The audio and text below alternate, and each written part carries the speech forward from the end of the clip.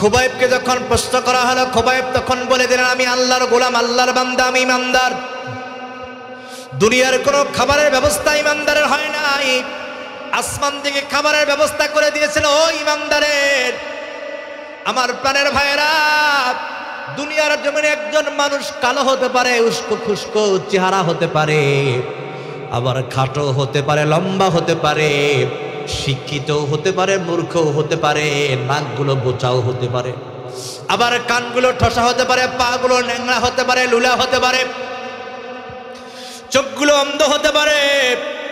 যেই শ্রেণীর মানুষ হোক, যারা বলবে লা ইলাহা ইল্লাল্লাহ, কেবলমাত্র আল্লাহর উপরে ঈমান আনবে, মুহাম্মাদুর রাসূলুল্লাহ নবীর উপরে ঈমান আনবে, আল্লাহর গোলামেরা ওই মানুষটা যেই সুরতের হোক না কেন, ওই মানুষটা আল্লাহ রাব্বুল আলামিনের কাছে সর্বশ্রেষ্ঠ দামি হয়ে যায়। বলেন সুবহানাল্লাহ। বেলালের কোনো চেহারা ছিল না, বেলালের কোনো সুরত ছিল না, এত কালো বেলাল। সেই বেলালের এত দাম বৃদ্ধি হওয়ার পিছনে একটাই কারণ, তার কলিজার ভিতরে ঈমান ছিল। কথা বলেন ঠিক কিনা?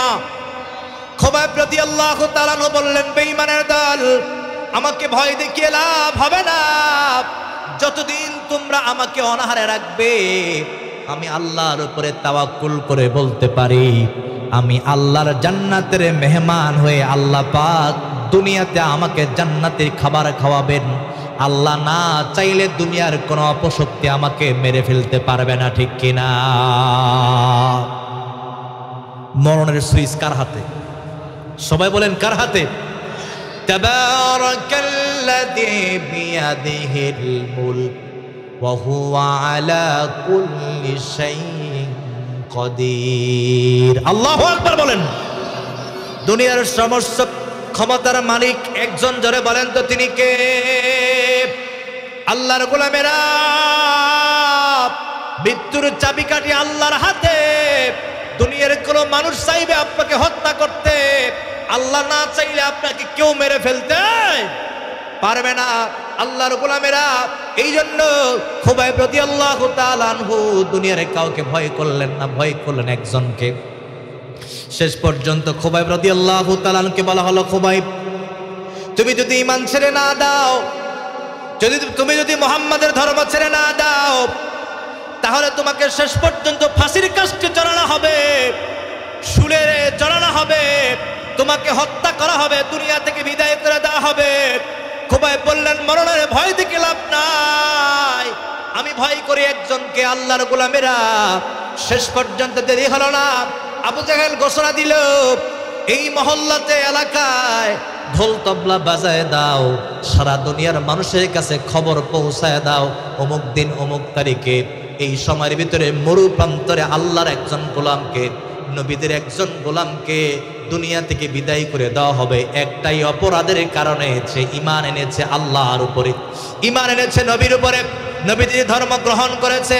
এই অপরাধে অভিযুক্ত করে ট্রাইব্যুনাল গঠন করে তাকে জেলখানায় দেওয়া হয়েছে। সম্ভব হয় নাই, শেষ পর্যন্ত ফাঁসির কাস্টে চলে দেওয়া হবে। সারা দুনিয়ার মানুষের কাছে খবর পৌঁছে যাবে, মানুষ যেন ভীতি সংকুচিত হয়ে যায়, ভয়ে কেউ যেন আব্দুল্লাহর বেটা মুহাম্মাদের হাতে হাত রেখে কালেমা পড়ে মুসলমান যেন ভবিষ্যতে না হতে পারে। বলেন নাউজুবিল্লাহ। এই জন্য আমাদের মতো আলেমদেরকে দাবানোর জন্য, আমাদের মতো টুপিওয়ালাদেরকে দাবানোর জন্য আমাদেরকে মিথ্যা মামলা দিয়া জেলখানায় ভরে দেওয়া হলো। শেষ পর্যন্ত আল্লামা সাইদিকে শহীদ করে দেওয়া হলো। তাদের টার্গেট জবরদস্ত আলেমদের উপরে নির্যাতন নিপীড়ন আসলে ছোট্ট ছোট্ট আলেমগুলো দিনের পথ ছেড়ে দিবে, কোরআনের হক কথাগুলো বলা ছেড়ে দিবে, আর আমরা বিজয় কায়েম করব, নাস্তিকতাবাদ কায়েম করব। তাদের টার্গেট হলো এইটা। এই জন্য যুগের পর যুগ আলেমদেরকে মিথ্যা মামলা দিয়ে জেলখানায় ভরে দেওয়া হয়েছে। কথা বলেন ঠিক কিনা? খোদারি দুনিয়াই সবই দেখি হায়, খোদারি দুনিয়াই সবই দেখি হায়, মানুষ মানুষকে কেন মারে, ও আল্লাহ রহম করো রে, ও আল্লাহ রহম করো রে। খুনি সন্ত্রাসী জালেম যারা, আইন তাদের পকেটে, ধর্মপ্রাণ আলেম যারা বিনা অপরাধে জেল খাটে, ঠিক কিনা জবান খুলে বলতে হবে। ও আল্লাহ রহম করো রে, ও আল্লাহ রহম করো রে, ওরা মুখে যা বলে কাজে তা করে না, সুদো খেয়ে তারা নামাজও ছাড়ে না। এরকম পার্টি আছে না নাই? জোরে বলেন আছে না নাই? সুদের টাকার হিসাব করে নিজেকে ইমানদারের দাবি করে, সুদের টাকার হিসাব করে নামাজের 1 নম্বর কাতারে দাঁড়ায় একদম সোজা ইমাম বরাবর, এরকম হারামখোর মুসল্লি আছে না নাই? আল্লাহর গোলামেরা এদের থেকে সাবধান, এমন নেতা থেকে আমাদেরকে সাবধান হওয়ার দরকার আছে না নাই? আমরা বলতে চাই একজন সাহাবীকে হত্যা করে ফেলেছ, যুগের পর যুগ আলেমদেরকে মিথ্যা মামলা দিয়ে জেলখানায় ভরেছ। আল্লাহর গোলামেরা তাই বলে আলেমরা ভয় পেয়ে কোরআনের মন ছেড়ে দেয় নাই, বরং তোমরা যতই আমাদেরকে ভয় ডর দেখাও না কেন, আমরা হলাম আল্লাহর গোলাম শহীদি কাফেলার সাথী, আমাদেরকে ভয় দেখিয়ে কোনো লাভ হবে না, ঠিক কিনা? ও আল্লাহর গোলামেরা, খবর যখন পৌঁছে গেল, খুবাইবের হাতের মধ্যে হাত করা লাগায়া, হ্যান্ডকাপ লাগায়া বরুপুরের প্রান্তরে টানতে টানতে নিয়ে যাওয়া হলো।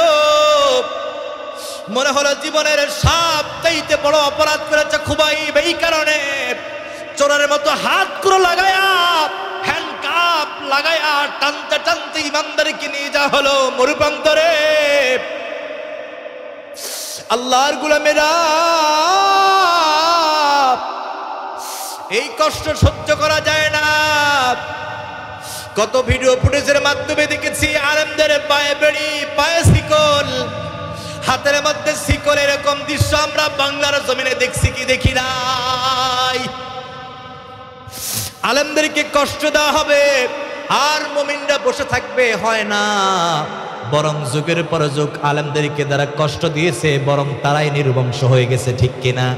এই জন্য আল্লাহর গোলামেরা যদি দেহে বিন্দু পরিমাণ ইমান থাকে, আলেমকে অপমান করবে আমরা ছেড়ে কথা বলবো না, ঠিক কিনা? খুবাইবকে নিয়ে যাওয়া হলো টানতে টানতে মরুপ্রান্তরে, শুলের মধ্যে চড়ানো হবে, প্রস্তুত করা হয়েছে। ফাঁসির কাষ্ঠের দড়ি গলায় ঝুলিয়ে দিবে, প্রস্তুত করা হলো। খুবাইবকে বলা হলো, খুবাইব ওই যে দূরবেশে দেখা যায়, ওই জায়গায় তোমাকে শুলের মধ্যে চড়ানো হবে, তোমাকে দুনিয়া থেকে বিদায় করে দেওয়া হবে। খুবাইব এখনো সময় আছে, ঈমান ছেড়ে দাও।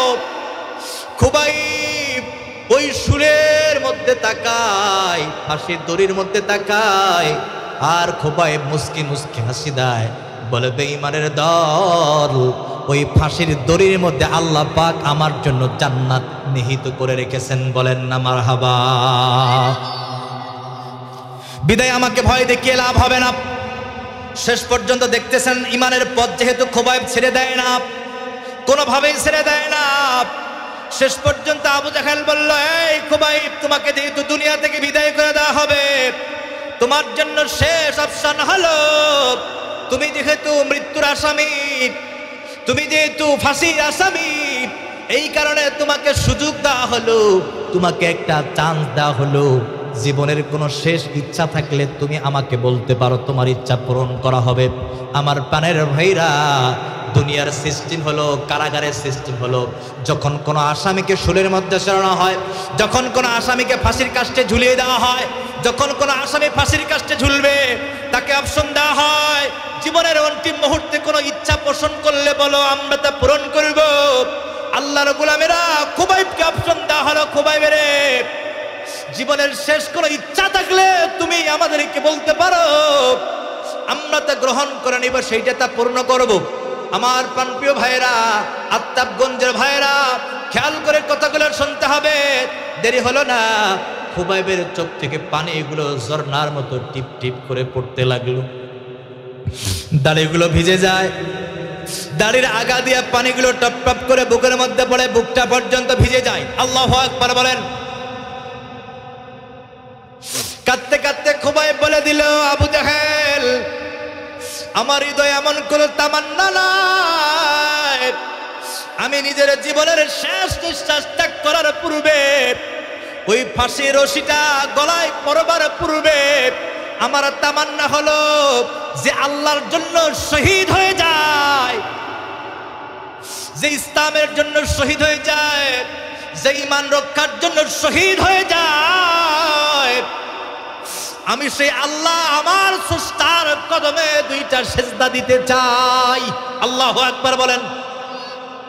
আল্লাহর হাবিব বলে দিয়েছেন, যখন কোন ইমানদার দুনিয়া থেকে বিদায় হয়ে যায়, নিজের জীবনের শেষ নিঃশ্বাস ত্যাগ করার পূর্বে হইলেও সে নামাজকে ছেড়ে দেয় না, ঠিক কিনা?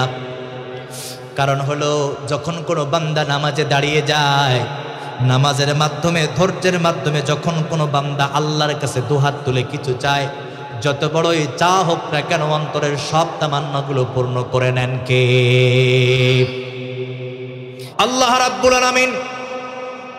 আজ থেকে ১৫০০ বছর পূর্বে এই ৩০ পারা কোরআন নাজিল করলেন। সেই কোরআনের ভিতরে আল্লাহ রাব্বুল আলামিন জানায় দেন, বলেন, ও নবী, আপনি সারা দুনিয়ার মানুষের কাছে পৌঁছায় দেন, আমি আল্লাহ রাব্বুল আলামিন জান্নাতে যাওয়ার জন্য, জান্নাতের নাজ নিয়ামত ভোগ করবার জন্য, জান্নাতের সাথী বানাবার জন্য আমি আমার বান্দাদেরকে সতর্ক হিসাবে কোরআনুল কারীম নাজিল করে দিলাম। আবার এই কোরআনের ভিতরে কিভাবে আমার বান্দারা আমি আল্লাহর জান্নাতে মেহমান হবে, এই শর্ত, এই চুক্তি আমি কোরআনের ভিতরে নাজিল করে দিয়েছি। বলেন সুবহানাল্লাহ। আল্লাহ রাব্বুল আলামিন কোরআনের ভিতরে জানায় দেন, ইন্নাল্লাযীনা আমানু ওয়া আমিলুস সালিহাতি কানাত লাহুম জান্নাতুল ফিরদাউসি নুজুলা। চিৎকার মেরে বলেন আল্লাহু আকবার। আমার প্রাণপ্রিয় ভাইরা, আত্তাবগঞ্জের ভাইরা, দিনাজপুরের ভাইরা, কানটা লাগায় দেন মগো। পর্দার আড়াল থেকে যারা দেখছেন স্যাটেলাইটের মাধ্যমে, আজকের মাহফিলের শেষ মনে করে, শেষ তাফসীরুল কোরআন মাহফিল মনে করে, মনে করতে হবে আমার জীবনের শেষ তাফসীরুল কোরআন মাহফিল এটা। আজকের পর হয়তো আর জীবনে কোনোদিন আমি এই মাহফিলে বসতে পারবো না। হয়তো ফজরের নামাজের সময় ইমাম সাহেব, মুয়াজ্জিন সাহেব এলান দিতে পারে আমি আর দুনিয়ায় নাই, ঠিক কিনা? আমার প্রাণপ্রিয় ভাইয়েরা, আল্লাহ রাব্বুল আলামিন কোরআনের ভিতরে জানায় দেন, বলেন, নবী গো, আপনি সারা দুনিয়ার মানুষকে জানায় দেন, জান্নাতে যেতে হলে, জান্নাতের মেহমান হতে গেলে, জান্নাতের নিয়ামত ভক্ষণ করতে হলে, নবীজি আপনি তাদেরকে জানায় দেন, কাজ করতে হবে দুইটা। প্রথম নম্বর কাজ হলো ইন্নাল্লাযীনা আমানু। আওয়াজ করে বলেন তো, ঈমান আনতে হবে কার উপরে? আল্লাহ রাব্বুল আলামিন বলেন, নিশ্চয়ই যারা ঈমান এনেছে, শুধু ঈমান আনে না, ঈমান অনুযায়ী আমল করেছে, ওয়া আমিলুস সালিহাত, শুধু ঈমান আনে নাই, ঈমান অনুযায়ী আমল করেছে, আমলে সালেহ করেছে, নেক কাজ করেছে। নবীজি আপনি তাদের জন্য জানায় দেন সুসংবাদ আল্লাহর পক্ষ থেকে, কানাত লাহুম জান্নাতুল ফিরদাউসি নুজুলা। আমি আল্লাহ রাব্বুল আলামিন শুধু জান্নাতে তাদেরকে দেব এমনটা নয়, বরং আমি আল্লাহ রাব্বুল আলামিন তাদের জন্য 8টা জান্নাতের স্তর তৈরি করে রেখেছি নবী গো। তার মধ্যে সবচেয়ে বড় জান্নাত জান্নাতুল ফিরদাউস। আমি আল্লাহ এই 2 কাজ করবে যারা, এই 2 গুণ অর্জন করবে যারা, আমি আল্লাহ তাদের 4 ইঞ্চি কপালে জান্নাতুল ফিরদাউস নির্ধারণ করে দিব। বলেন সুবহানাল্লাহ। তাহলে জান্নাতে যাওয়ার শর্ত আল্লাহ কোরআনের মধ্যে ঢুকিয়ে দিলেন। 2 নম্বর শর্ত হলো, 1 নম্বর ঈমান আনতে হবে আল্লাহর উপরে, 2 নম্বর আমল করতে হবে। এই 2টা শর্ত যারা পূরণ করতে পারবে তাদের জন্য জান্নাতুল ফিরদাউস। আল্লাহর গোলামেরা, এ কারণে ঈমান দামি সম্পদ আল্লাহ রাব্বুল আলামিন জানায় দিয়েছেন নবী গো। 1 নম্বর শর্ত হলো ঈমান। ঈমান ছাড়া জান্নাতে যাওয়া যাবে না, আমল ছাড়া জান্নাতে যাওয়া যাবে না। সুতরাং ঈমানও যেমন প্রয়োজন, আমলেরও তেমন দরকার। জোরে বলেন তো, আছে না নাই? বিশ্বনবী সাল্লাল্লাহু আলাইহি ওয়াসাল্লাম বলেন, 1 নম্বরে যখন কোনো মানুষ ঈমান গ্রহণ করে, মুফাসসিরিন ইকরাম তাফসীরি কিতাবের ভিতরে এভাবে উদ্ধৃতি দিয়েছেন, বুঝিয়েছেন আল্লাহর গোলামেরা কানটা লাগায় দেয়া মনোযোগ সহকারে বিবর হয়ে আলোচনাগুলো শুনতে হবে।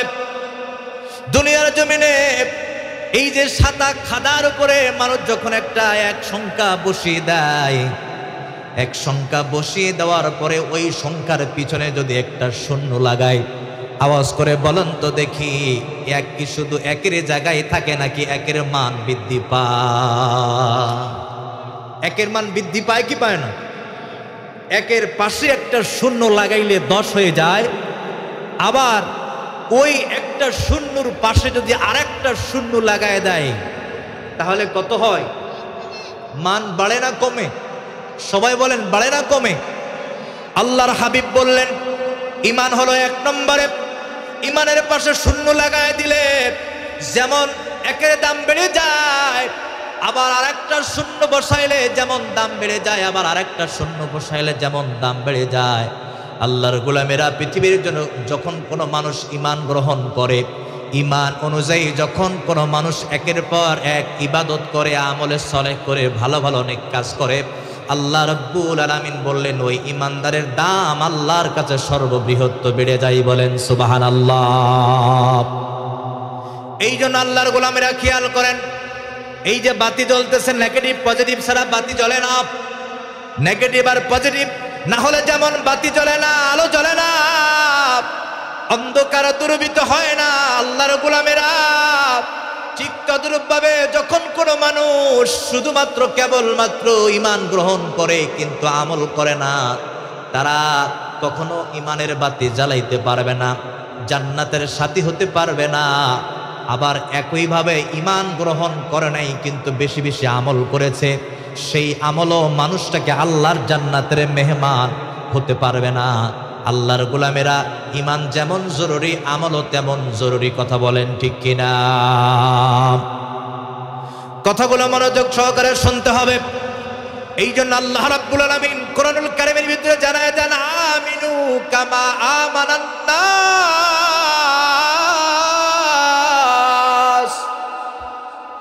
আল্লাহ রাব্বুল আলামিন বলছেন নবীজি আপনি তাদেরকে জানায় দেন অন্যান্য লোকেরা যেমন ঈমান গ্রহণ করেছে তারা যেন ওইভাবে ঈমান গ্রহণ করে। তাফসীরি কিতাবের ভিতরে অন্যান্য লোকের ব্যাখ্যা করতে গিয়া ইমাম ফখরুদ্দিন রাজি রহমাতুল্লাহি আলাইহি তিনি তার তাফসীরের কিতাবের ভিতরে উল্লেখ করেন, অন্যান্য মানুষ দুনিয়ার কোন সাধারণ মানুষের ইঙ্গিত আল্লাহ তাআলা এই আয়াতের মধ্যে দেন নাই, বরং আল্লাহ তাআলা ওই মানুষগুলোর কথা ইঙ্গিত দিয়েছেন যারা নবীজির হাতে হাত রেখে কালেমা পড়ে মুসলমান হয়ে গেছে। বলেন সুবহানাল্লাহ। তার মানে আল্লাহ রাব্বুল আলামিন এখানে বোঝাতে চাচ্ছেন সাহাবায়ে কেরাম যেভাবে ঈমান এনেছে তোমরা ওইভাবে ঈমান আনো। ওইভাবে তোমরা যদি ঈমান আনতে পারো তোমরা সফল, তোমরা সফল, তোমরা সফল। শুধু দুনিয়াতে না বরং আখিরাতের ময়দানে ওই ঈমান সফলতার দ্বারা পন্থে পৌঁছায় যায়। আল্লাহু আকবার বলেন। এই জন্য আল্লাহ বলছেন শুধু ঈমান আনলে হবে না, আমিনু কামা আমানান নাস। সাহাবায়ে কেরাম যেইভাবে ঈমান এনেছে ওইভাবে ঈমান আনার দরকার। এই জন্য আল্লাহর গোলামেরা শুধু কালেমা পড়লাম, নিজেকে মুসলমান দাবি করলাম, ঈমানদারের দাবি করলাম, আল্লাহর গোলামেরা সাহাবায়ে কেরামের ঈমানের সাথে যদি আপনার ঈমান না মিলে যায়, ঈমানদারের দাবিতে সত্যবাদী হওয়ার চেষ্টা করবেন কিন্তু আল্লাহর আদালতে ঈমানদার হওয়া সম্ভব নয়। ঠিক কিনা? কালেমা পড়লেই যদি মুসলমান হওয়া যেত, কালেমা পড়লেই যদি ঈমানদার হওয়া যেত, কালেমা পড়লেই যদি আল্লাহর জান্নাতে মেহমান হওয়া যেত আল্লাহর গোলামেরা, তাহলে এই দেশের হিন্দুরাও আল্লাহর জান্নাতে যাবে। ঠিক কিনা বলেন? কারণ হিন্দুরাও কালেমা জানে কি জানে না? হিন্দুরাও কালেমা শাহাদত পড়তে পারে কি পারে না? ওই যে ভোলার মঞ্চে তাকায় দেখেন, গত বছরের খবর, আল্লাহর গোলামেরা সেই ভোলাতে বরিশালে যাওয়ার আমার সুযোগ হয়েছে। আমি যখন লঞ্চের ভিতরে, আল্লাহর গোলামেরা মাঝে মাঝে যখন দমকা হাওয়া বয়, আবার পানির উপরে যখন ঢেউগুলো উতাল পাতাল করতে থাকে, মনে হয় লঞ্চটা ডুবে যাবে। এমন মুহূর্তে তাকায় দেখছি মুসলমানদের তালে তালে তারাও আল্লাহর নাম আল্লাহর শব্দ ব্যবহার করে কালেমা পড়তে থাকে আর তারা আল্লাহকে বলে, আল্লাহ এই বিপদের দিনে আপনি ছাড়া আমাদেরকে কোনো মূর্তি রক্ষা করতে পারবে না, সরস্বতী আমাদেরকে মুক্তি দিতে পারবে না, কালী আমাদেরকে মুক্তি দিতে পারবে না, দুর্গা আমাদেরকে মুক্তি দিতে পারবে না। সুতরাং আল্লাহ আপনার উপরে দুই কালা হাত উত্তোলন করে দিলাম, কালেমা বললাম, আল্লাহ আমাদেরকে এই বিপদের সবল থেকে পরিত্রাণ দান করেন। সুবহানাল্লাহ পড়েন। তার মানে ঠেলায় পড়লে বিড়ালও গাছে ওঠে, এরকম একটা বাক্য জোরে বলেন তো আছে না নাই? আল্লাহর গোলামেরা সেদিন তাকায় দেখেছি হিন্দুকে, বৌদ্ধকে, কামারকে, জেলেকে, তাঁতিকে, মুসিকে এবং কে ইমানদার বোঝা যায় না, সবার মুখে ছিল কালেমা, সবাই পড়েন লা ইলাহা ইল্লাল্লাহু মুহাম্মাদুর রাসূলুল্লাহ। চিৎকার মেরে বলেন সাল্লাল্লাহু আলাইহি ওয়াসাল্লাম। আল্লাহর গোলামেরা এই জন্য কবি বলেছেন কালেমা পড়লে হয় মুসলমান, কালেমা পড়লে হয় মুসলমান। কিবে তারে কয় তদাবি তারা নয় মুসলমান, কালেমার হাকিকত নাহি মানে। ঠিক কিনা বলেন? এই জন্য শুধু কালেমা পড়লে হবে না, আল্লাহর গোলামেরা কালেমা পড়লে ঈমান গ্রহণ করলে হবে না। ওই যুগে সাহাবায়ে কেরাম যেইভাবে ঈমান গ্রহণ করেছে ওইভাবে ঈমান আনার দরকার। জোরে বলেন তো আছে না নাই? আল্লাহর গোলামেরা কেন ঈমান আনবেন? আল্লাহর হাবিব সাল্লাল্লাহু আলাইহি ওয়াসাল্লাম বলেছেন, আমার উম্মতিরা আমার বড় ভয় হয় সেই দিনের কথা স্মরণ করে। এই দুনিয়ার জমিনে ফতহুল বারী নামে একটা কিতাব আছে, যারা উলামা ইকরাম বসে আছেন তারা জানেন।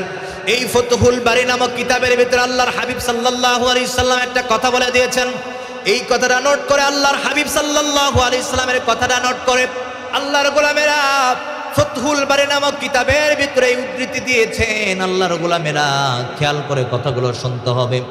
আল্লাহর হাবিব সাল্লাল্লাহু আলাইহি ওয়াসাল্লাম বলে, ওমর, ওসমান, আলী, আমার বড্ড ভয় হয় সেই দিনের কথা স্মরণ করে যেই দিনে মানুষগুলো ফুলসিরাতের রাস্তা পার হওয়ার জন্য হোঁচট খেয়ে জাহান্নামের আগুনে পড়বে। আবার জাহান্নামের রাস্তাটা এত বেশি অন্ধকার হবে কেউ কারো চেহারা দেখতে পারবে না। বরং আমার ভয় হয় সেই দিনের কথা স্মরণ করে, কারণ সেদিন যাদের ঈমান থাকবে না সেদিন তাদের কাছে কোনো নূর থাকবে না, কোনো প্রদীপ থাকবে না, কোনো আলো থাকবে না। আর যারা প্রদীপ নিয়ে, আলো নিয়ে, ঈমান নামক দৌলত নিয়ে ফুলসিরাতের রাস্তা পাড়ি দিতে পারবে না, নিঃসন্দেহে তারা আল্লাহর জাহান্নামের আগুনে নিমজ্জিত হয়ে যাবে। পড়েন নাউজুবিল্লাহ। আবার একইভাবে যারা ঈমান নামক দৌলত নিয়ে পৃথিবীর জগৎ থেকে হাসরের ময়দানে উঠে গেছে, আল্লাহর গোলামেরা আল্লাহর হাবিব বলেন, নিবু নিবু বাতি জ্বলবে, ঈমানের বাতি, ঈমানের নূর, ঈমানের আলো। একদিক থেকে বাতি জ্বলবে আর আমার ঈমানদার গোলামরা সেই ফুলসিরাতের রাস্তা একে একে পার হতে থাকবে সেই ঈমানের নূর নিয়া। কারণ ফুলসিরাতের রাস্তা পার হয়ে গেলেই জান্নাতের দরজা। জোরে বলেন তো আছে না নাই? আল্লাহর হাবিব বলেন, আমার ভয় হয় আমার উম্মতেরা সেদিন যদি ঈমান গ্রহণ করে ঈমান না নিয়া আল্লাহ তাআলার নিয়ামতুল ফুরসাতের রাস্তায় না যেতে পারে, জাহান্নামের আগুনে জ্বলতে হবে। আমার ভয় হয়। এই জন্য ওসমান আলী, আমি যেদিন দুনিয়ায় থাকবো না এই কথাগুলো তোমরা আমার উম্মতের কাছে পৌঁছা দিবা, তারা যেন ঈমান নামক দৌলত নিয়ে কবরে আসে। কারণ কবর থেকে হাসরের ময়দানে উঠতে হবে, আবার ফুলসিরাতের রাস্তাও তাদেরকে পাড়ি দেওয়ার দরকার। জোরে বলেন তো আছে না নাই? যাচ্ছে মোর সব নিয়ে যাও, ঈমান আমার নিও না। যাচ্ছে মোর সব নিয়ে যাও, ঈমান আমার নিও না। ঈমান ছাড়া অন্য কিছু, আমার প্রাণপ্রিয় ভাইরা, ইমান ছাড়া কোনো গতি নাই।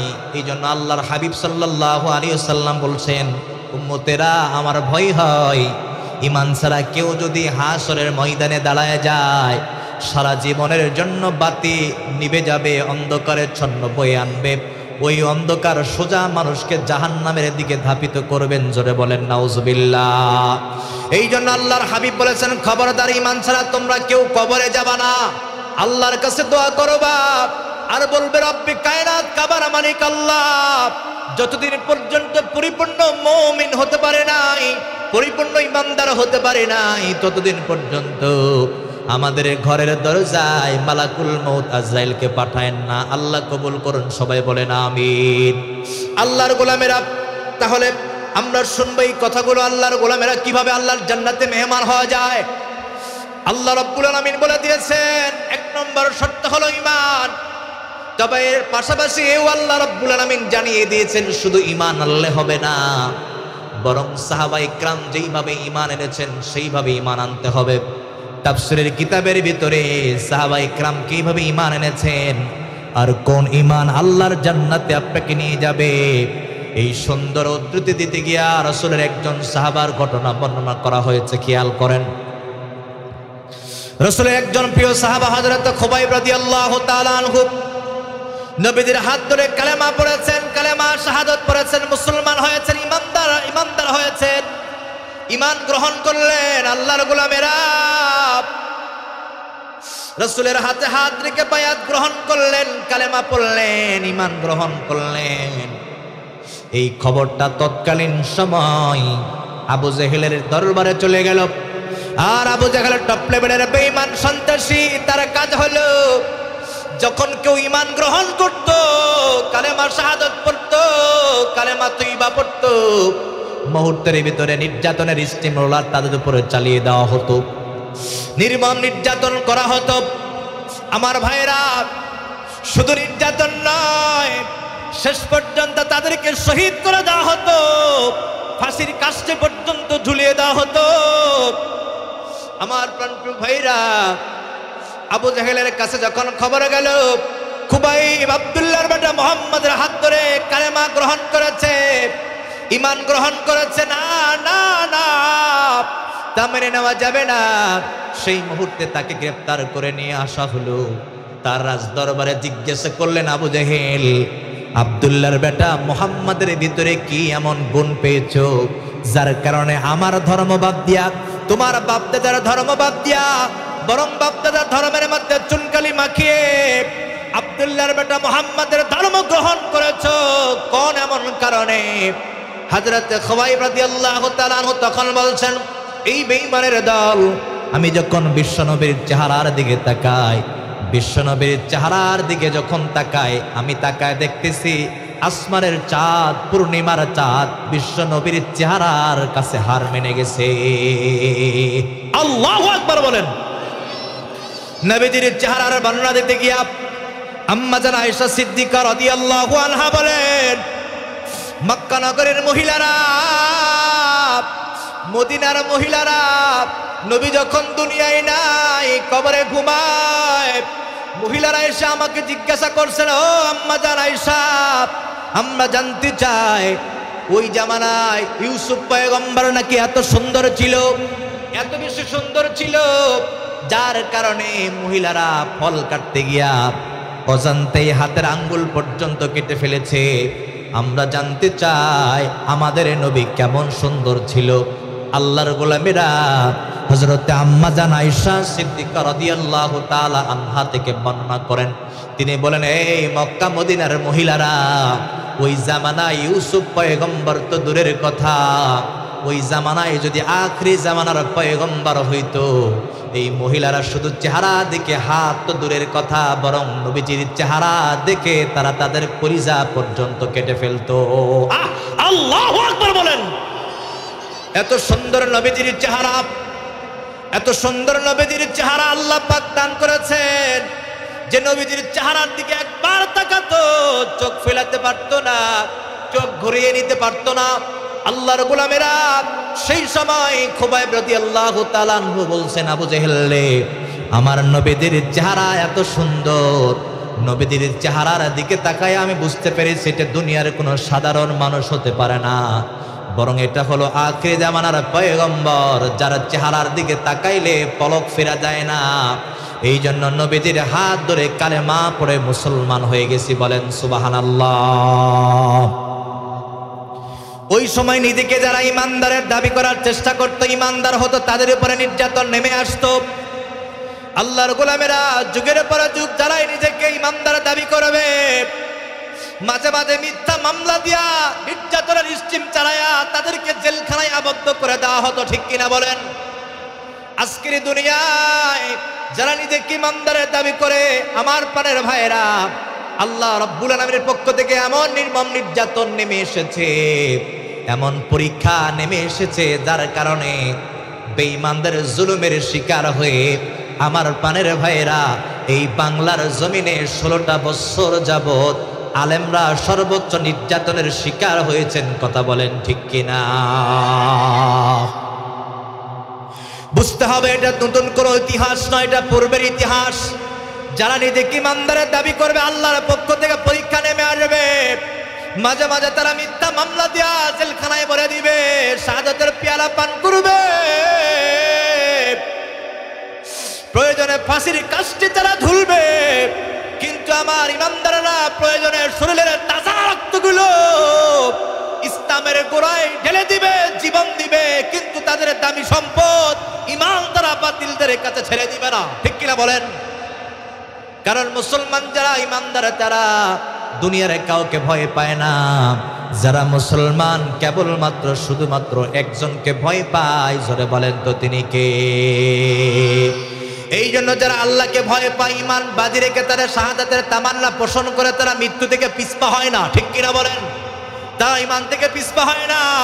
মুমিন জানে ইমানকে বাজি রেখে আমি যদি শাহাদাতের তামান্না পোষণ করি, আমি মারা গেলে জান্নাত, শহীদি মরণ আল্লাহ আমাকে দান করে দিবে, আর বেঁচে গেলে আমি গাজী। সুতরাং তারা যুদ্ধের ময়দান থেকে ফিরে যায় না, কাফেলার ময়দান থেকে তারা ফিরে যায় না, ইমানদারের ময়দান থেকে তারা ফিরে যায় না, কালেমার মসনদ তারা ছেড়ে দেয় না। কারণ তারা আল্লাহকে ভয় করে, তারা মরণকে ভয় পায় না। দামি সম্পদ ইমানকে কখনো ইমানদাররা ছেড়ে দেয় না, ঠিক কিনা? শাহাদাতের তামান্না হৃদয়ে যাদের, কিসের তাদের ভয়ে নেই কোন শক্তি পৃথিবীর বুকে ঠেকাই আলেমদের জয়ে।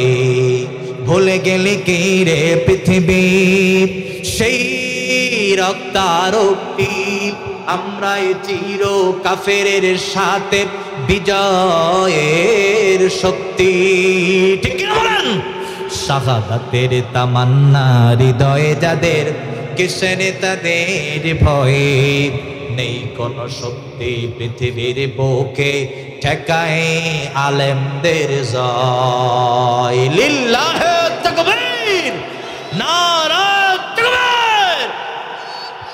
আল্লাহর গোলামেরা, আল্লাহর বান্দারা, ও মুমিনেরা, ইসলামের দরদি ভাইয়েরা, মায়েরা, কানটা লাগায় দাও।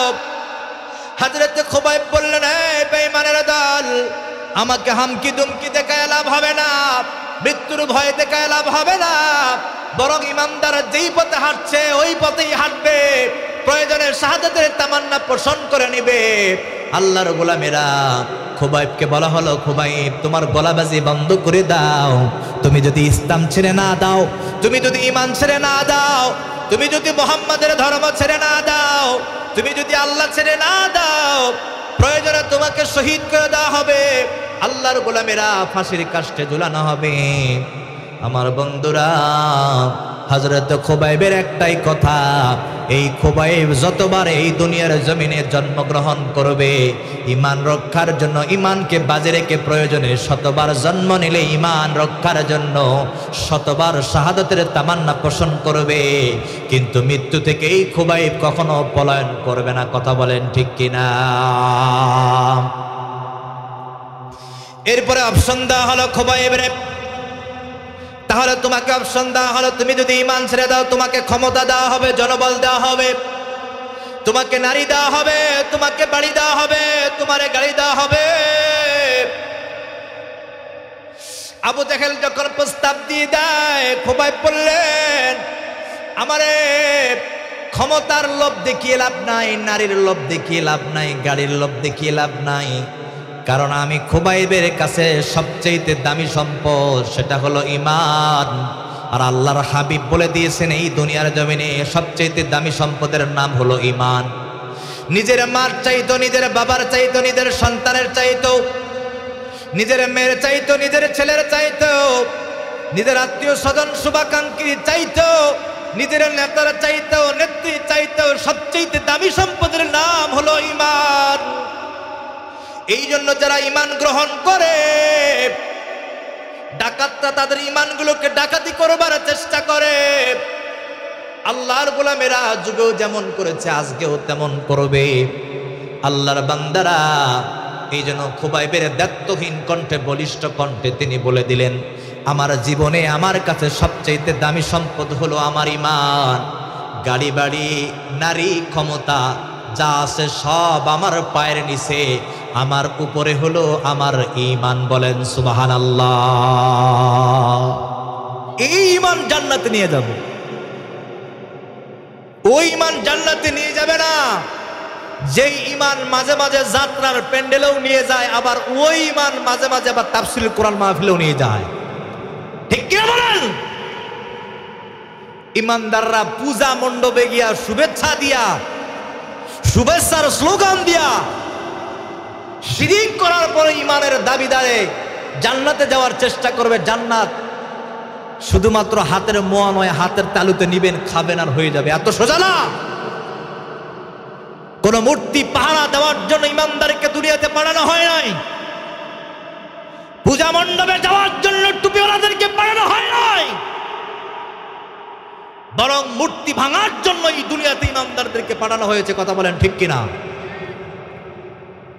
মাত্র কয়েক বছরের ব্যবধানে ঈমানদারের রূপ পরিবর্তন করে নিল।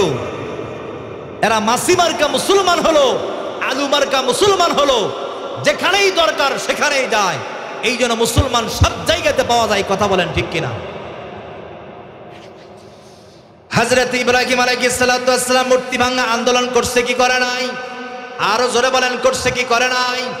আল্লাহর গোলামেরা মূর্তি ভাঙা আন্দোলন করবার জন্য তার বাবা, তার নেতারা মিলে ষড়যন্ত্র করে আগুনের মধ্যে নিক্ষেপ করছে কি করে নাই? এরপরে ইব্রাহিম মূর্তিকে গ্রহণ করে নাই, মূর্তির পায়ে সেজদা দেন নাই, কোনোভাবে মূর্তিকে আপোষ করেন নাই। আর আমরা কেমন টুপিওয়ালা হলাম, কেমন জুব্বাওয়ালা হলাম, কেমন দাড়িওয়ালা হলাম, কেমন কালেমাওয়ালা হলাম, কেমন নবীদের আদর্শ গ্রহণ করলাম। আমরা সেই পূজার মণ্ডপে গিয়া মূর্তির কাছে শুভেচ্ছা দিয়ে আসলাম। কথা বলেন ঠিক কিনা? বুঝতে হবে এটা ভেজাল মার্কা ঈমানদার, আর ভেজাল মার্কা ঈমানে আল্লাহর জান্নাতের মেহমান হওয়ার কোনো সুযোগ। এই জন্য রব্বুল আলামিন বললেন, তুমি যে ঈমান গ্রহণ করেছো সেটা পরিশুদ্ধ ঈমান হতে হবে। কার কথা?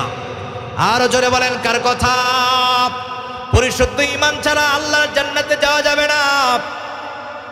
আল্লাহর বান্দারা কথায় কথায় এসে যায়, এই জন্য বলছি খেয়াল করে শুনবেন। আল্লাহর বান্দারা শেষ পর্যন্ত খোবাইব বললেন না, আমি জীবন দিব, শাহাদাতের তামান্না পোষণ করেছি, শাহাদাত বরণ করব। এরপরও আমি ক্ষমতা চাই না, জনবল চাই না, আমার জীবনের সবচেয়ে দামি সম্পদ হলো ঈমান। সেই ঈমান আমি তোমাদের কাছে ছেড়ে দিতে চাই না। বলেন মারহাবা। শেষ পর্যন্ত খোবাইবকে বলা হলো, খোবাইব তাকে তো তাহলে তোমাকে কারাবদ্ধ করে দেওয়া হলো। একদিন নয়, 2 দিন নয়, 3 দিন পর্যন্ত খাবার বন্ধ করে দেওয়া হলো। কোনো খাবার নাই। 3 দিন পর্যন্ত খাবার বন্ধ করে দেওয়া হলো। একদিন চলে যায়, 2 দিন চলে যায়, কোনো খাবারের ব্যবস্থা হয় না। আমার প্রাণপ্রিয় ভাইরা, 3 দিনের মাথায় রাত্রিবেলায় হযরত খুবাইব রাদিয়াল্লাহু তাআলা 3 দিনের অনাহারে কেটে গেল। একদিন চলে গেল, 2 দিন চলে গেল, 3 দিন যখন চলে যাবেন রাত্রিবেলা, রাতের অন্ধকারে আবু জাহেলের চেলা চামুন্দারা নেতার কাছ থেকে পারমিশন নিয়ে চলে গেল। মনে করলো নেতা মনে হয় আল্লাহর বান্দা হযরত খুবাইব রাদিয়াল্লাহু তাআলা দুনিয়া থেকে বিদায় হয়ে চলে গেছেন। তার কারণ হলো, একটা মানুষ যদি নির্যাতন শিকার হয়, জুলুমের শিকার হয়, আর একদিক থেকে যদি খানার অভাব হয়ে যায়, নিঃসন্দেহে 3 দিনের মাথায় সে বেঁচে থাকার কথা নয়, মনে হয় সে দুনিয়া থেকে বিদায় হয়ে চলে গেছেন। এই জন্য দেরি করলেন না, নেতার কাছ থেকে পারমিশন নিয়ে চলে গেলেন জেলখানায়। আল্লাহর গোলামেরা জানালার ফাঁক দিয়া উকিঝুঁকি মেরে দেখতেছেন আল্লাহর বান্দা যে ঈমান গ্রহণ করেছে খুবাইব রাদিয়াল্লাহু তাআলা আনহু, সে মৃত্যু হওয়া তো দূরের কথা, যেই খুবাইবকে 3 দিন পর্যন্ত খানা বন্ধ করে দেওয়া হলো, সেই খুবাইবের সামনে আল্লাহ রাব্বুল আলামিন জান্নাত থেকে খাবার পরিবেশন করেছেন। এই দুনিয়াতে ইমানদারের কেউ নাই, কেউ নাই। ঈমান গ্রহণ করার কারণে মা তারে ভুলে গেছে, ঈমান গ্রহণ করার কারণে বাবা তারে ভুলে গেছে, ঈমান গ্রহণ করার কারণে সমাজ তাকে ছেড়ে দিয়েছে, ঈমান গ্রহণ করার কারণে রাষ্ট্র তার বিপক্ষে চলে গেছে, ঈমান গ্রহণ করার কারণে তার নেতা তার বিপক্ষে চলে গেছে, তার নেত্রী তার বিপক্ষে চলে গেছে। কিন্তু আল্লাহর বান্দারা, দুনিয়াতে একজন মুমিন যখন মুমিন হয়ে যায়, দুনিয়াতে একজন মানুষ যখন ঈমান গ্রহণ করে, দুনিয়ার কেউ তার সাথে না থাকলেও, দুনিয়ার কেউ তাকে সাহায্য না করলেও, পৃথিবীর একজন আল্লাহ তাকে সাহায্য করেন, ঠিক কিনা? ইন্নাল্লাযীনা ক্বালু রাব্বুনাল্লাহ,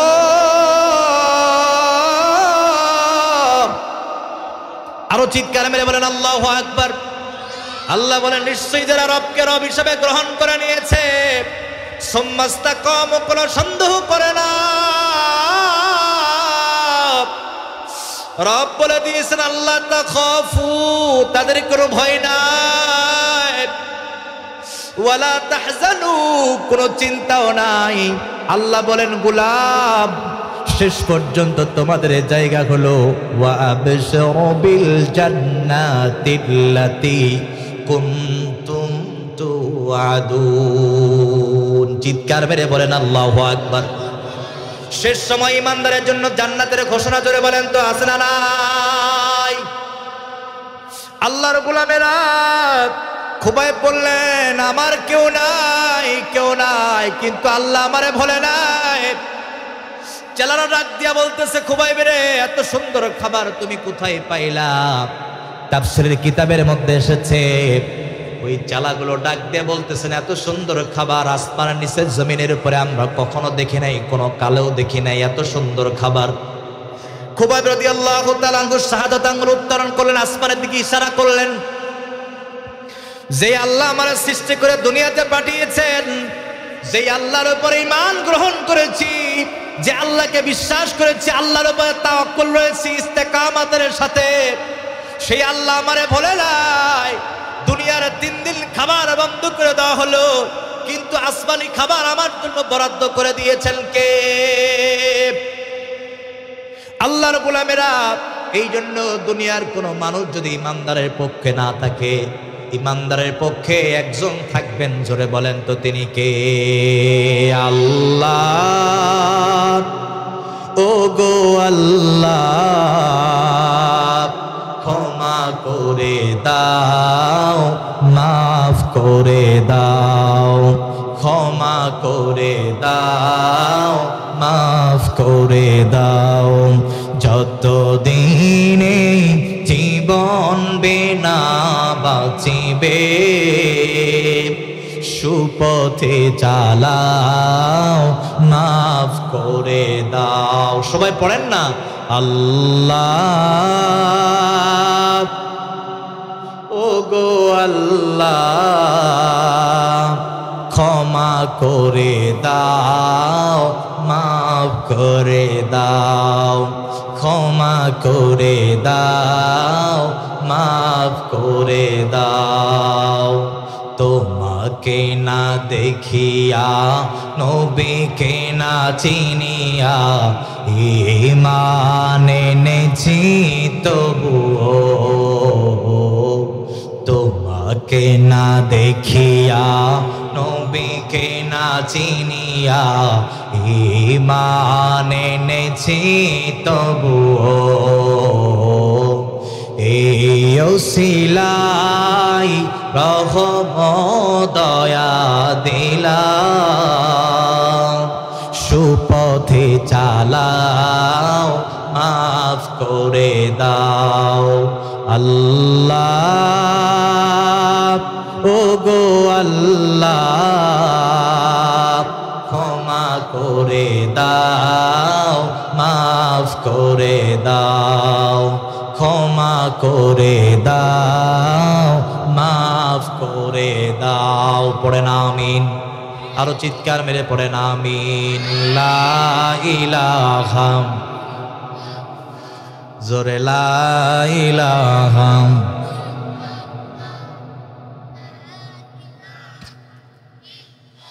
সুবহানাল্লাহ ওয়ালহামদুলিল্লাহ লা ইলাহা।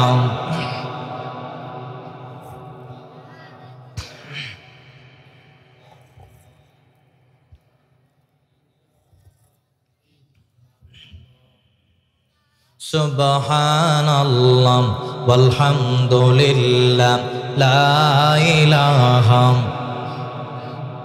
পাখির গানে গানে হাওয়ার তানে তানে, পাখির গানে গানে হাওয়ার তানে তানে, ওই নামেরে গান শোনা যায়, ওই নামেরে সুর শোনা যায়, নামে পাগল পারা ইল্লাল্লাহ ইল্লাল্লাহ। সুবহানাল্লাহ ওয়ালহামদুলিল্লাহ লা ইলাহা, জোরে লা ইলাহা, জোরে লা ইলাহা।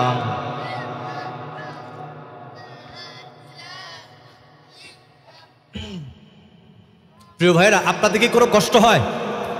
জোরে বলেন, কোনো কষ্ট হয়? আর কিছুক্ষণ চলবে তো ইনশাআল্লাহ? চলবে না? একটা তাকবীর দেন তো দেখি। লিল্লাহি তাকবীর, নারায়ে তাকবীর। আচ্ছা প্রিয় ভাইরা, আমি শুরুতেও বলেছি, হুজুর বললেন বাইরে অনেক মানুষ ঘোরাফেরা করতেছেন। প্রিয় ভাইরা দেখেন, আপনারা যদি আপনাদের ধর্মকে অপমান করবার চেষ্টা করেন, ক্রিটিসাইজ করবার চেষ্টা করেন, তো আপনার ধর্মকে সম্মান কে করবে? সেখানেও তো একটা মাইক বাজতেছে। আজকে তো প্রতিযোগিতা হবে, আজকে তো পরীক্ষা হবে, কারা ওই দিকে যায় আর কারা এই দিকে আসে, ঠিক কিনা বলেন? যারা মাহফিলের মঞ্চরা বাইরে ঘোরাফেরা করছেন, বুঝতে হবে ওরা দুই নৌকায় পা দিয়েছে, মানে ওটাও শুনতে চায় এটাও শুনতে চায়। আর দুই নৌকায় যারা পা রাখে, মাঝখানে মরা ছাড়া কোনো উপায় থাকে না। এই জন্য আল্লাহর রাস্তে মেহেরবানি করে যারা এখনো বাইরে ঘোরাফেরা করছেন, আপনি আপনার ধর্মকে সর্বোচ্চ সম্মান দিয়া কোরআনের মঞ্চে বসার চেষ্টা করেন। আল্লাহর হাবিব বলেন, পৃথিবীতে যারা কিঞ্চিত পরিমাণ সম্মান দিল কোরআনকে, তাজিম করলো, রব্বুল আলামিন ঘোষণা দিয়েছেন ইন্নাহু লাকুরআনুন কারীম, আমি এই কোরআনকে সম্মানিত কোরআন বলেছি। সুতরাং এই কোরআনকে যারা সম্মান দিবে, আমিও আল্লাহ তাআলা দুনিয়াতে আখিরাতে তাদের সম্মান বাড়িয়ে দিব।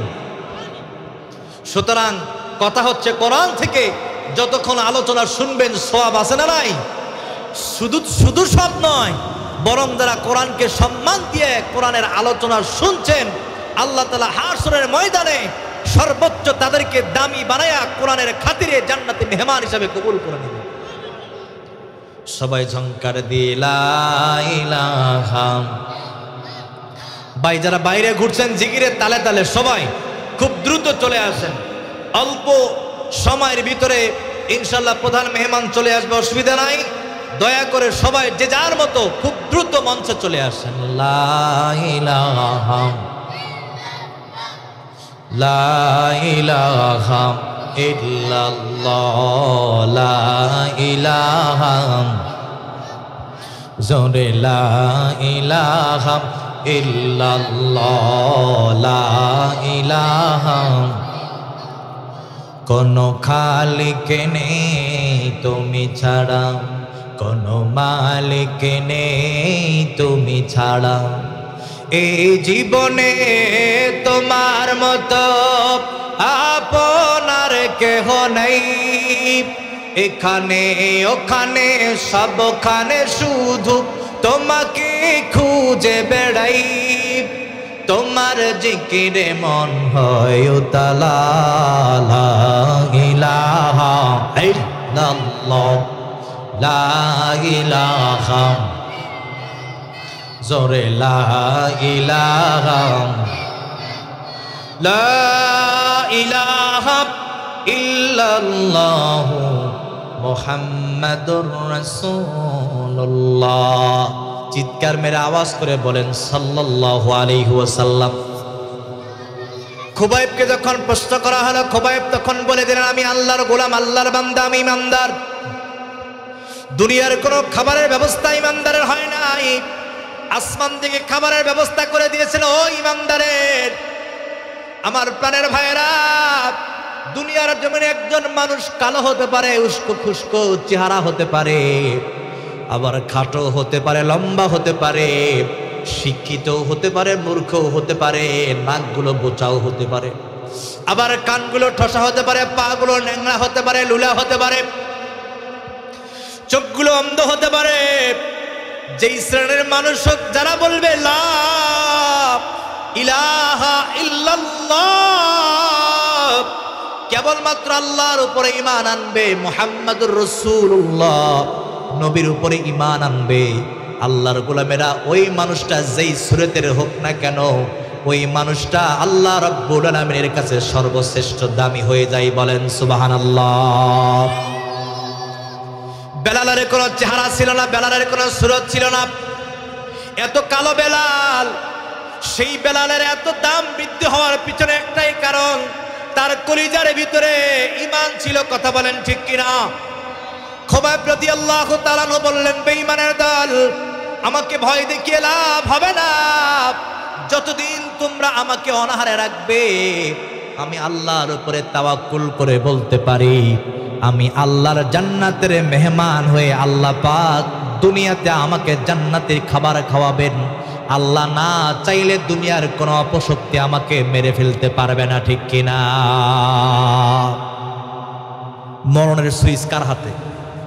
সবাই বলেন কার হাতে? তাবারাকাল্লাযী বিয়াদিহিল মুলক ওয়া হুয়া আলা কুল্লি শাইইন কদির। আল্লাহু আকবার বলেন। দুনিয়ার সমস্ত ক্ষমতার মালিক একজন, জোরে বলেন তো তিনি কে? আল্লাহর গোলামেরা, মৃত্যুর চাবিকাঠি আল্লাহর হাতে। দুনিয়ার কোনো মানুষ চাইবে আপনাকে হত্যা করতে, আল্লাহ না চাইলে আপনাকে কেউ মেরে ফেলতে পারবে না। আল্লাহর গোলামেরা, এই জন্য খুবাইব রাদিয়াল্লাহু তাআলা আনহু দুনিয়ার কাউকে ভয় করলেন না, ভয় করলেন একজনকে। শেষ পর্যন্ত খুবাইব রাদিয়াল্লাহু তাআলা আনহুকে বলা হলো, খুবাইব, তুমি যদি ঈমান ছেড়ে না দাও, তুমি যদি মুহাম্মাদের ধর্ম ছেড়ে না দাও, তাহলে তোমাকে শেষ পর্যন্ত ফাঁসির কাস্টে চড়ানো হবে, শুলে চড়ানো হবে, তোমাকে হত্যা করা হবে, দুনিয়া থেকে বিদায় করে দেওয়া হবে। খুবাইব বললেন, মরণের ভয় থেকে লাভ নাই, আমি ভয় করি একজনকে। আল্লাহর গোলামেরা, শেষ পর্যন্ত দেরি হলো না, আবু জাহেল ঘোষণা দিল, এই মহল্লাতে এলাকায় ঢোল তবলা বাজায় দাও, সারা দুনিয়ার মানুষের কাছে খবর পৌঁছায় দাও, অমুক দিন অমুক তারিখে এই সময়ের ভিতরে মরু প্রান্তরে আল্লাহর একজন গোলামকে, নবীদের একজন গোলামকে দুনিয়া থেকে বিদায় করে দেওয়া হবে। একটাই অপরাধের কারণে, সে ঈমান এনেছে আল্লাহর উপরে, ঈমান এনেছে নবীর উপরে, নবীদের ধর্ম গ্রহণ করেছে। এই অপরাধে অভিযুক্ত করে ট্রাইব্যুনাল গঠন করে তাকে জেলখানায় দেওয়া হয়েছে। সম্ভব হয় নাই, শেষ পর্যন্ত ফাঁসির কাস্টে চলে দেওয়া হবে। সারা দুনিয়ার মানুষের কাছে খবর পৌঁছে যাবে, মানুষ যেন ভীতি সংকুচিত হয়ে যায়, ভয়ে কেউ যেন আব্দুল্লাহর বেটা মুহাম্মাদের হাতে হাত রেখে কালেমা পড়ে মুসলমান যেন ভবিষ্যতে না হতে পারে। বলেন নাউজুবিল্লাহ। এই জন্য আমাদের মতো আলেমদেরকে দাবানোর জন্য, আমাদের মতো টুপিওয়ালাদেরকে দাবানোর জন্য আমাদেরকে মিথ্যা মামলা দিয়া জেলখানায় ভরে দেওয়া হলো। শেষ পর্যন্ত আল্লামা সাইদিকে শহীদ করে দেওয়া হলো। তাদের টার্গেট জবরদস্ত আলেমদের উপরে নির্যাতন নিপীড়ন আসলে ছোট্ট ছোট্ট আলেমগুলো দিনের পথ ছেড়ে দিবে, কোরআনের হক কথাগুলো বলা ছেড়ে দিবে, আর আমরা বিজয় কায়েম করব, নাস্তিকতাবাদ কায়েম করব। তাদের টার্গেট হলো এইটা। এই জন্য যুগের পর যুগ আলেমদেরকে মিথ্যা মামলা দিয়ে জেলখানায় ভরে দেওয়া হয়েছে। কথা বলেন ঠিক কিনা? খোদারি দুনিয়াই সবই দেখি হায়, খোদারি দুনিয়াই সবই দেখি হায়, মানুষ মানুষকে কেন মারে? ও আল্লাহ রহম করো রে, ও আল্লাহ রহম করো রে। খুনি সন্ত্রাসী জালেম যারা, আইন তাদের পকেটে, ধর্মপ্রাণ আলেম যারা বিনা অপরাধে জেল খাটে। ঠিক কিনা? জবান খুলে বলতে হবে। ও আল্লাহ রহম করো রে, ও আল্লাহ রহম করো রে। ওরা মুখে যা বলে কাজে তা করে না, সুদো খেয়ে তারা নামাজও ছাড়ে না। এরকম পার্টি আছে না নাই? জোরে বলেন আছে না নাই? সুদের টাকার হিসাব করে নিজেকে ইমানদারের দাবি করে, সুদের টাকার হিসাব করে নামাজের 1 নম্বর কাতারে দাঁড়ায়, একদম সোজা ইমাম বরাবর। এরকম হারামখোর মুসল্লি আছে না নাই? আল্লাহর গোলামেরা এদের থেকে সাবধান। এমন নেতা থেকে আমাদেরকে সাবধান হওয়ার দরকার আছে না নাই? আমরা বলতে চাই, একজন সাহাবীকে হত্যা করে ফেলেছ, যুগের পর যুগ আলেমদেরকে মিথ্যা মামলা দিয়ে জেলখানায় ভরেছ। আল্লাহর গোলামেরা তাই বলে আলেমরা ভয় পেয়ে কোরআনের মন ছেড়ে দেয় নাই, বরং তোমরা যতই আমাদেরকে ভয় ডর দেখাও না কেন, আমরা হলাম আল্লাহর গোলাম, শহীদি কাফেলার সাথী। আমাদেরকে ভয় দেখিয়ে কোনো লাভ হবে না। ঠিক কিনা? ও আল্লাহর গোলামেরা, খবর যখন পৌঁছে গেল, খুবাইবের হাতের মধ্যে হাত করা লাগায়া, হ্যান্ডকাপ লাগায়া বরুপুরের প্রান্তরে টানতে টানতে নিয়ে যাওয়া হলো। মনে হলো জীবনের সবচাইতে বড় অপরাধ করেছে খুবাইব। এই কারণে চোরের মতো হাত করে লাগায়া, হ্যান্ডকাপ লাগায়া টানতে টানতে ইমানদারকে নিয়ে যাওয়া হলো মরুপ্রান্তরে। আল্লাহর গোলামেরা, এই কষ্ট সহ্য করা যায় না। কত ভিডিও ফুটেজের মাধ্যমে দেখেছি আলেমদের পায়ে বেড়ি, পায়ে শিকল, হাতের মধ্যে শিকল। এরকম দৃশ্য আমরা বাংলার জমিনে দেখছি কি দেখি নাই? আলেমদেরকে কষ্ট দেওয়া হবে আর মুমিনরা বসে থাকবে, হয় না। বরং যুগের পর যুগ আলেমদেরকে যারা কষ্ট দিয়েছে, বরং তারাই নির্বংশ হয়ে গেছে। ঠিক কিনা? এই জন্য আল্লাহর গোলামেরা, যদি দেহে বিন্দু পরিমাণ ইমান থাকে, আলেমকে অপমান করবে আমরা ছেড়ে কথা বলবো না। ঠিক কিনা? খুবাইবকে নিয়ে যাওয়া হলো টানতে টানতে মরুপ্রান্তরে। শুলের মধ্যে চড়ানো হবে, প্রস্তুত করা হয়েছে। ফাঁসির কাষ্ঠের দড়ি গলায় ঝুলিয়ে দিবে, প্রস্তুত করা হলো। খুবাইবকে বলা হলো, খুবাইব, ওই যে দূরবেশে দেখা যায়, ওই জায়গায় তোমাকে শুলের মধ্যে চড়ানো হবে, তোমাকে দুনিয়া থেকে বিদায় করে দেওয়া হবে। খুবাইব, এখনো সময় আছে, ঈমান ছেড়ে দাও। খুবাইব ওই শুলের মধ্যে তাকায়, ফাঁসির দড়ির মধ্যে তাকায়, আর খুবাইব মুস্কি মুস্কি হাসি দেয়, বলে বেঈমানের দল, ওই ফাঁসির দড়ির মধ্যে আল্লাহ পাক আমার জন্য জান্নাত নিহিত করে রেখেছেন। বলেন না মারহাবা। বিদায় আমাকে ভয় দেখিয়ে লাভ হবে না। শেষ পর্যন্ত দেখতেছেন ইমানের পথ যেহেতু খুবাইব ছেড়ে দেয় না, কোনোভাবেই ছেড়ে দেয় না। শেষ পর্যন্ত আবু জাহেল বলল, এই খুবাইব, তোমাকে যেহেতু দুনিয়া থেকে বিদায় করে দেওয়া হবে, তোমার জন্য শেষ অপশন হলো, তুমি যেহেতু মৃত্যুর আসামি, তুমি যেহেতু ফাঁসির আসামি, এই কারণে তোমাকে সুযোগ দেওয়া হলো, তোমাকে একটা চান্স দেওয়া হলো। জীবনের কোনো শেষ ইচ্ছা থাকলে তুমি আমাকে বলতে পারো, তোমার ইচ্ছা পূরণ করা হবে। আমার প্রাণের ভাইরা, দুনিয়ার সিস্টেম হলো, কারাগারের সিস্টেম হলো, যখন কোনো আসামিকে শুলের মধ্যে চড়ানো হয়, যখন কোনো আসামিকে ফাঁসির কাস্টে ঝুলিয়ে দেওয়া হয়, যখন কোনো আসামি ফাঁসির কাস্টে ঝুলবে, তাকে অপশন দেওয়া হয়, জীবনের অন্তিম মুহূর্তে কোনো ইচ্ছা পোষণ করলে বলো, আমরা তা পূরণ করব। আল্লাহর গোলামেরা খুবাইবকে অপশন দেওয়া হলো, খুবাইব রে জীবনের শেষ কোনো ইচ্ছা থাকলে তুমি আমাদেরকে বলতে পারো, আমরা তা গ্রহণ করে নিব, সেইটা তা পূর্ণ করব।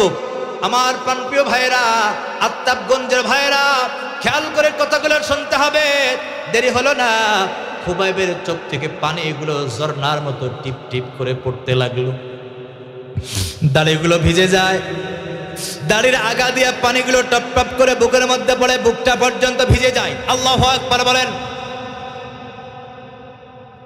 কাঁদতে কাঁদতে খুবাইব বলে দিল, আবু জাহেল, আমার হৃদয়ে এমন কোন তামান্না নাই, আমি নিজের জীবনের শেষ নিঃশ্বাস ত্যাগ করার পূর্বে, ওই ফাঁসির রশিটা গলায় পড়বার পূর্বে আমার তামান্না হলো যে আল্লাহর জন্য শহীদ হয়ে যায়, যে ইসলামের জন্য শহীদ হয়ে যায়, যে ঈমান রক্ষার জন্য শহীদ হয়ে যায়, আমি সেই আল্লাহ আমার স্রষ্টার কদমে দুইটা সেজদা দিতে চাই। আল্লাহু আকবার বলেন। আল্লাহর হাবিব বলে দিয়েছেন, যখন কোন ইমানদার দুনিয়া থেকে বিদায় হয়ে যায়, নিজের জীবনের শেষ নিঃশ্বাস ত্যাগ করার পূর্বে হইলেও সে নামাজকে ছেড়ে দেয় না, ঠিক কিনা? কারণ হলো, যখন কোনো বান্দা নামাজে দাঁড়িয়ে যায়, নামাজের মাধ্যমে, ধৈর্যের মাধ্যমে যখন কোনো বান্দা আল্লাহর কাছে দুহাত তুলে কিছু চায়, যত বড়ই চা হোক না কেন, অন্তরের সব তামান্নাগুলো পূর্ণ করে নেন কে? এই জন্য ইমানদার বললেন, খুবাইব, আমি যেহেতু দুনিয়া থেকে বিদায় হব, আমার টার্গেট আল্লাহর কদমে দুইটা সেজদা দিব, আল্লাহর পায়ে দুইটা সেজদা দিব, কারণ আমি ইমানদার। নামাজের মাধ্যমে আমি আল্লাহর কাছে কথা বলতে চাই। আল্লাহর গোলামেরা, দেরি আর হলো না, খুবাইব রাদিয়াল্লাহু তাআলা আনহুকে সুযোগ দেওয়া হলো। সবাই বললেন তাকে সুযোগ দেওয়া হোক, সুযোগ দেওয়া হলো। আল্লাহর গোলাম খুবাইব রাদিয়াল্লাহু তাআলা আনহু 2 রাকাত নামাজ আদায় করলেন।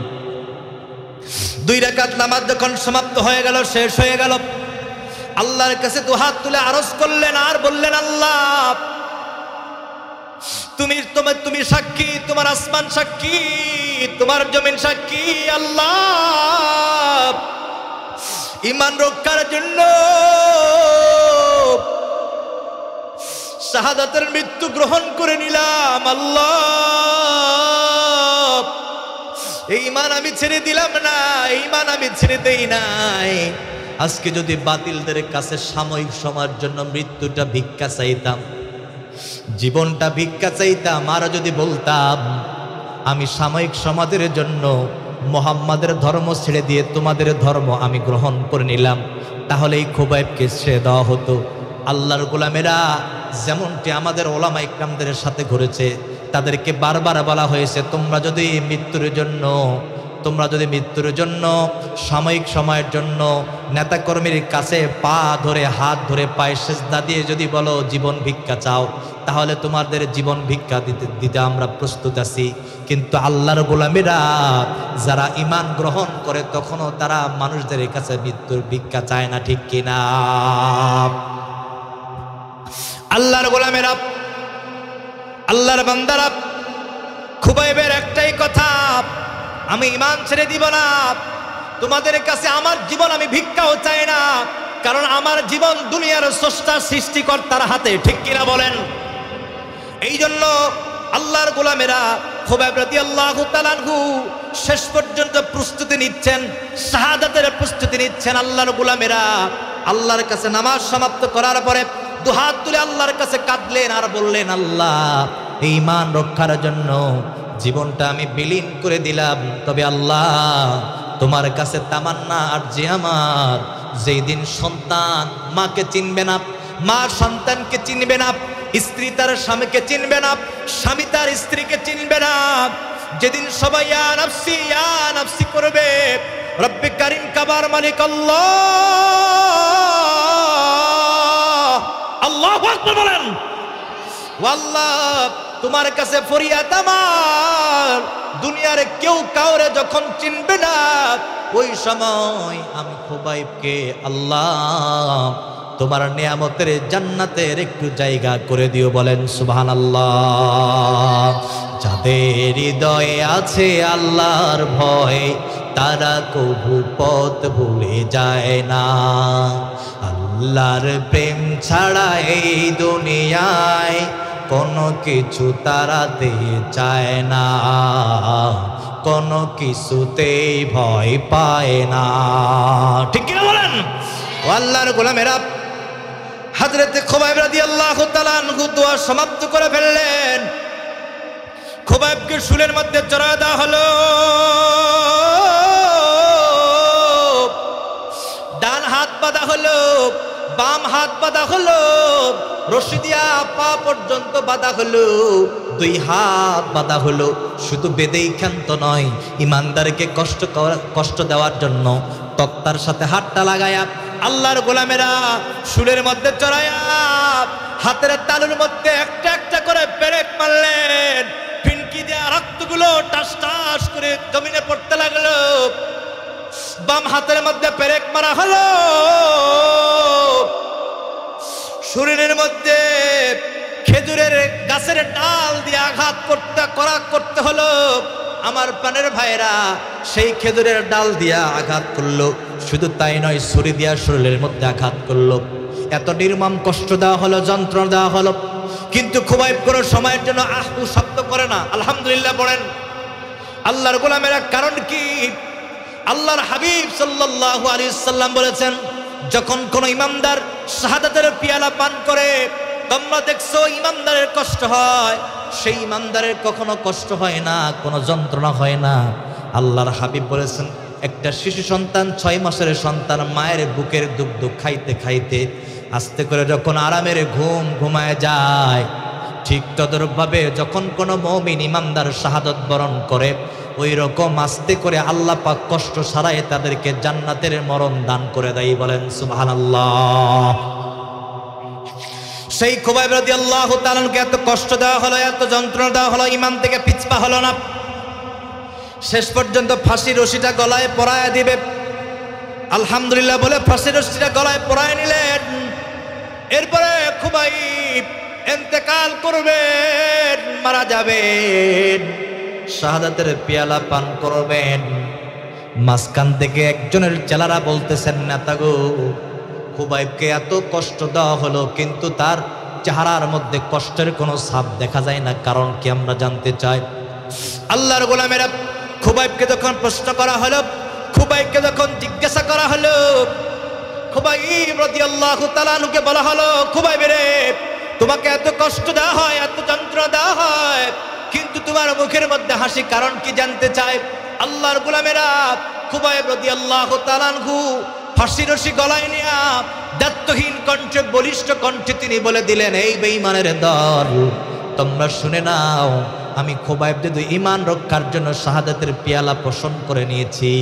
আমি দূরবেশে দেখতে পাই আল্লাহর পাঠানো ফেরেশতা আমার জন্য জান্নাত নিয়ে উপরক্ষণ দেওয়ার জন্য প্রস্তুত হয়ে আছেন।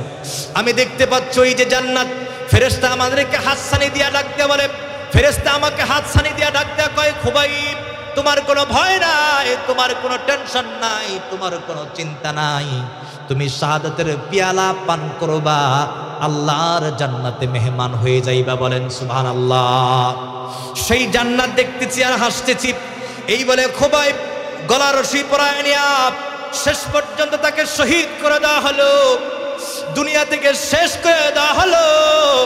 খুবাইব রাদিয়াল্লাহু তাআলা আনহু ইমানের জন্য নিজের জীবনকে বাজি রাখলেন, জীবন বিলীন করে দিলেন। আল্লাহর গোলামেরা কষ্ট সহ্য করে নিলেন, এরপরও বিনিময়ে বাতিলদের কাছে ইমান বিক্রি করে দেয়নি। জোরে বলেন না সুবহানাল্লাহ। এটা হলো পরিশুদ্ধ ইমান। এমন ইমান গ্রহণ করেছে যারা, যুগের পর যুগ এখনো যারা এই ইমান গ্রহণ করবে, ওই ইমান আমাদেরকে জান্নাতে নিয়ে যাবে। ঠিক কিনা? ইমান যখন পরিশুদ্ধ হলো, ইমান যখন ঠিক হয়ে গেল, কমপ্লিট হয়ে গেল, আল্লাহ রাব্বুল আলামিন এবার বলছেন, ওয়া আমিলুস সালিহাত, বান্দারে ইমান যখন পরিশুদ্ধ হয়ে গেল, এখন তোমাদের নৈতিক দায়িত্ব হলো, যখনই সুযোগ পাবা তখনই ভালো ভালো কাজ করবা, নেক কাজ করবা। এই অর্ডার, এই নির্দেশ দিলেন একজন। জোরে বলেন তো তিনি কে? আরো চিৎকার মেরে বলেন তিনি কে?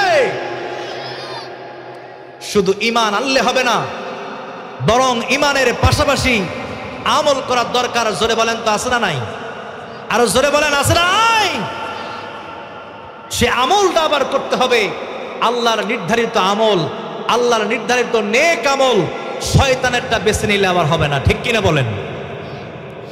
আল্লাহর গোলামেরা যুগের পরে যুগ দুই দলের পক্ষে মানুষ ভালো কর্ম করবে আবার খারাপ কর্ম করবে, কিন্তু একটা দলের পক্ষে যেই কর্ম করবে ভালো কর্ম, সেটা আল্লাহ তাআলা কবুল করে নেবেন। আমার প্রাণের ভাইরা, পৃথিবীতে দুই দলের মানুষ দুই দলের পক্ষে কাজ করে, একটা হলো শয়তানের পক্ষে আর একটা হলো আল্লাহর পক্ষে। আল্লাহর গোলামেরা, শয়তানের পক্ষে যারা কাজ করবে তারা আল্লাহর জান্নাতে যেতে পারবে না, আর যারা আল্লাহর দলের পক্ষে কাজ করবে তারাই কেবল আল্লাহর জান্নাতে মেহমান হয়ে যাবে, ঠিক কিনা? এই জন্য সব আমল মিশ্রিত করলে হবে না, বরং আমল বেছে বেছে করার দরকার। জোরে বলেন তো আছে না নাই? আমলের ব্যাপারে আমার প্রাণের ভাইয়েরা, আল্লামা ইবনে হাজার আসকালানী রহমাতুল্লাহি আলাইহি ওয়া আমিলুস সালিহাতের ব্যাখ্যা করতে গিয়া তিনি বলেন, যখন কোন মানুষ কাঁটাযুক্ত বন জঙ্গলের ভিতরে ঢুকে যায় তখন সাবধানতা অবলম্বন করতে থাকে, কারণ আমার ডান পাশেও কাঁটা, আমার বাম পাশেও কাঁটা, শরীরের মধ্যে জামা লাগানো আছে। কোনো এক পাশের কাঁটা যদি আমার জামার মধ্যে লেগে যায় তাহলে সেই জামা ছাড়বে না, ঠিক কিনা বলেন? ইবনে হাজার আসকালানী রাহমাতুল্লাহি আলাইহি বলছেন, ঈমানদার আমল করবে এইভাবে, এমন ভাবে আমল করবে দুই পাশে কাঁটা, কাঁটাযুক্ত পথের পথ ধরে মানুষ যখন সাবধানতা অবলম্বন করে ওই পথ চলতে থাকে, আবার ওই পথ পাড়ি দিতে থাকে।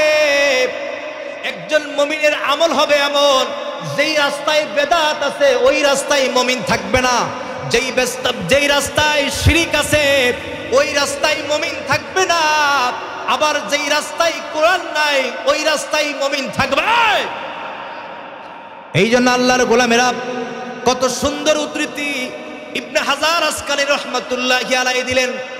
জঙ্গলের ভিতরে পথিকের মতো ঈমানওয়ালা আমলওয়ালা চলতে থাকবে, যেন দুই দিকের কাঁটা আমাকে আক্রমণ করতে না পারে।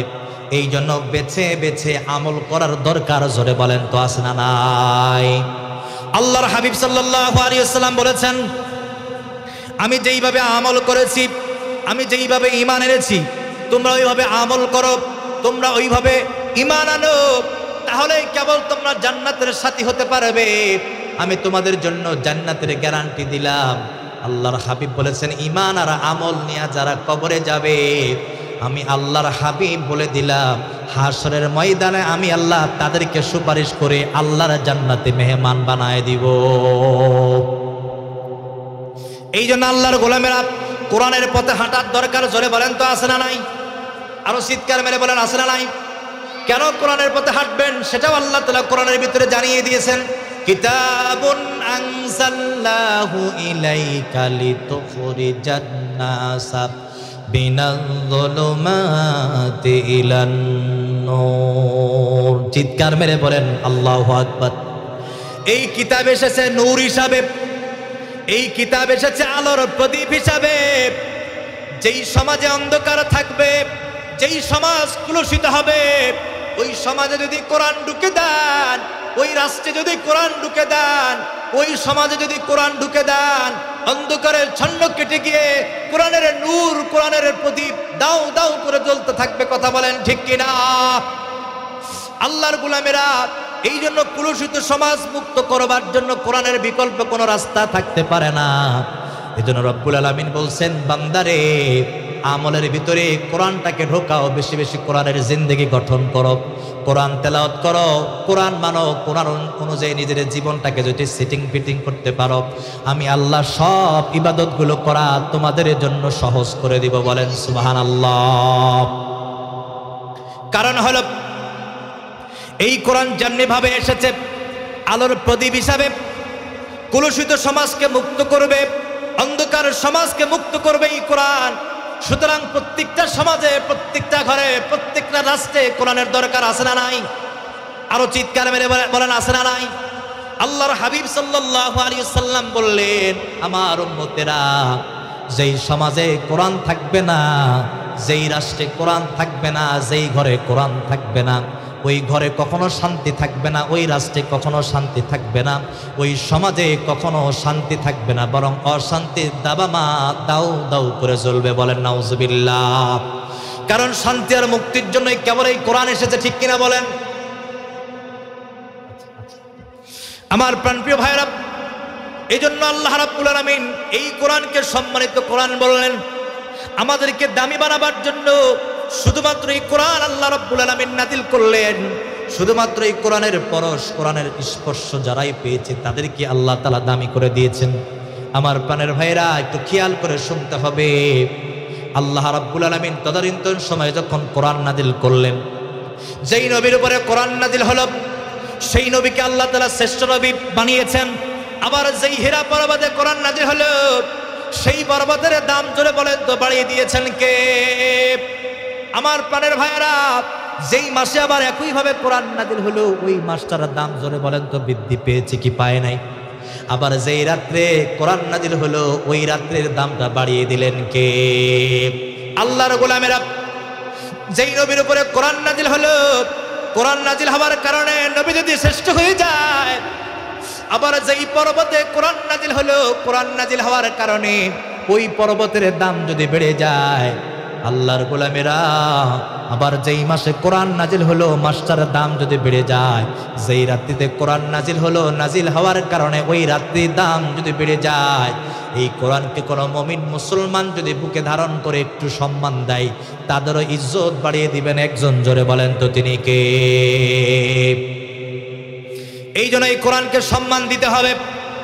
যেই মাদ্রাসাগুলোতে কোরআনের তালিম দেওয়া হয়, যেই জায়গাতে কোরআনের শিক্ষা দেওয়া হয়, কোরআনের দরস দেওয়া হয়, এই জায়গাটা পৃথিবীর জমিনে উত্তম জায়গা। কথা বলেন ঠিক কিনা? আল্লাহর হাবিব বলেছেন, খায়রুকুম মান তাআল্লামাল কুরআনা ওয়া আল্লামা। আল্লাহু আকবার বলেন। পৃথিবীতে দুই শ্রেণীর মানুষ শ্রেষ্ঠ মানুষ, যে কোরআন শেখে এবং কোরআন শেখায়। আল্লাহর গোলামেরা, যেই মাদ্রাসায় ছোট্ট ছোট্ট বাচ্চাদেরকে কোরআনের তালিম দেওয়া হয়, নিঃসন্দেহে ওই জায়গার দাম বাড়িয়ে দিয়েছেন কে? কারণ রব্বুল আলামিন বলেই দিয়েছেন, ইন্নাহু লাকুরআনুন কারীম। নিশ্চয় এটি হলো সম্মানিত কিতাব। আমি আল্লাহ রাব্বুল আলামিন জানায় দিলাম, এই কোরআনকে যারা সম্মান করবে, আখিরাতে আমি আল্লাহ পাক দুনিয়াতে সর্বোচ্চ তাদেরকে সম্মান দান করব। সুতরাং মানুষ যারা কোরআন পাবে, কোরআনকে যেন তাওজিম করে, কোরআনকে যেন সম্মান দেয়, তাহলে কেবল আমি আল্লাহ দুনিয়াতে আখিরাতে তাদের সম্মান আর ইজ্জত বাড়িয়ে দেব। বলেন সুবহানাল্লাহ।